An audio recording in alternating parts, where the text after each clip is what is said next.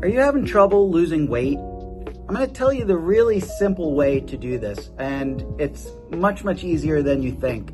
So I shouldn't say easy, it's simple. Simple is very different than easy. Easy is not always the case when it comes to dieting. However, if you're eating the standard American diet, then you're eating a ton of ultra-processed foods. And if you want to lose weight, the simplest, easiest thing to do is to cut out the ultra-processed foods. Now, ultra-processed foods are things like refined carbohydrates, so things like pasta and bread and crackers and cookies and pastries and donuts and cereals and anything that has tons of sugar in it and has tons of carbohydrates that are ultra-processed.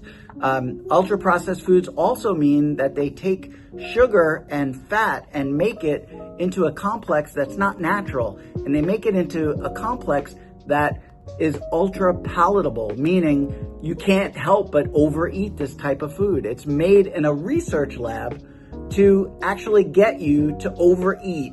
It's scientifically designed to have you overeat this food. So if you want to lose the weight, you got to first cut out the ultra-processed food and replace it with whole foods. So whole foods are a really simple concept. If you don't need a label to identify what the food is, that's a whole food. If you're looking at a banana, you don't need a label to tell you it's a banana.